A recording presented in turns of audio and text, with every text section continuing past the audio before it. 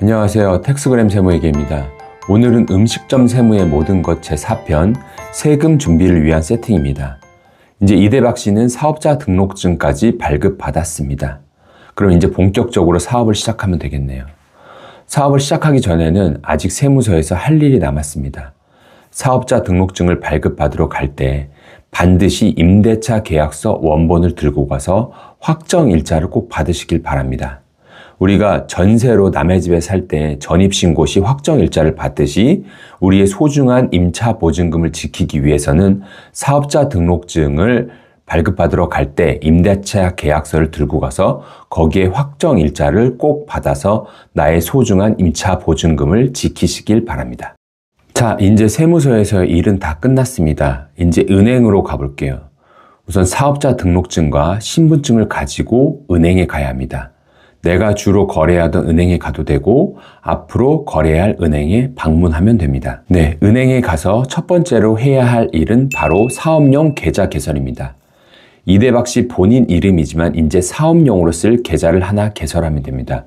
물론 기존에 본인 계좌를 써도 되겠지만 개인 자금과 사업 자금을 분리해서 관리하기 위해서는 별도로 하나 만드는 것을 추천드립니다. 다음으로는 공인인증서를 2개 발급받아야 합니다. 일반 그리고 전자세금 계산서용 이렇게 각각 하나씩 발급받아야 합니다. 공인인증서 발급 비용은 각각 4,400원이고 전자세금 계산서 발급을 꼭 신청하시기 바랍니다. 이것도 매입세금 계산서 400원씩 환급을 받을 수 있기 때문이죠. 다음은 사업용 계좌를 개설하고 공인인증서도 발급받았으면 이제 사업용 카드도 하나 만들 수 있습니다. 이대박 씨 개인 명의 카드가 아닌 상호명이 적힌 사업용 카드, 즉 기업 카드를 만드는 것이죠. 물론 이것은 선택입니다. 기왕에 내가 쓰던 개인 카드를 사업용 카드로 쓸 수도 있지만 개인과 사업용은 분리관리 차원에서 사업용 카드도 하나 만드실 것을 추천드립니다. 다음은 소상공인이라면 무조건 가입하실 것을 강력히 추천드리는 노란우산 공제입니다. 저도 사업자 등록증을 내고 제일 먼저 한 것이 노란우산 공제 가입입니다. 소기업, 소상공인을 위한 금융상품인데 이게 최대 연간 600만 원까지 소득 공제가 되는 강력한 상품입니다. 사업주의 퇴직금, 목돈 마련을 위한 공제 제도인데 자금이 일시적으로 부족할 경우에는 공제금을 담보로 대출도 가능합니다. 네, 이제 세무서에서 사업자 등록증 발급받고 은행에서 사업용 계좌, 공인인증서, 그리고 사업용 카드까지 발급받았습니다. 그럼 이제는 홈택스에 가입을 하고 이렇게 만든 결과물들을 홈택스에 등록을 해야 합니다. 물론 홈택스 가입은 세무서에서 신청서를 제출해서 만들 수도 있지만 공인인증서를 발급받았으니 간단히 집에서 온라인으로 홈페이지에 접속해서 만드시면 됩니다. 홈택스는 회원 유형이 이제 나는 개인이 아닌 사업자이므로 사업자로 가입 신청을 하시면 됩니다. 홈택스 가입이 되었으면 이제 사업용 계좌를 먼저 등록합니다.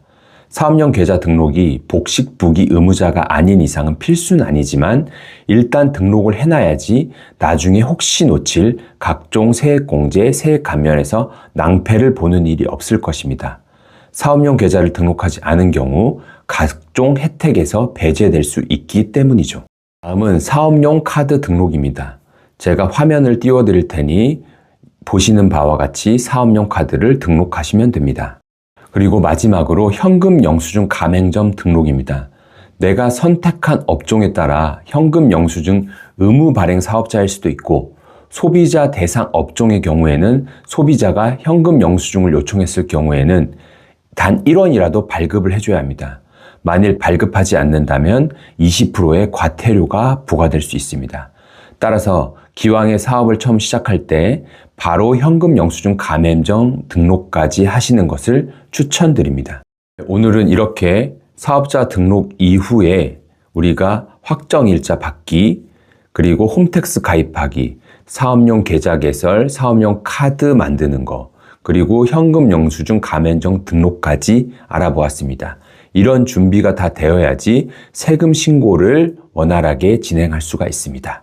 네, 다음 5편에서는 부가가치세 조기 환급 신고에 대해서 실제 사례까지 포함해서 설명드리는 시간을 갖겠습니다. 시청해주셔서 감사합니다.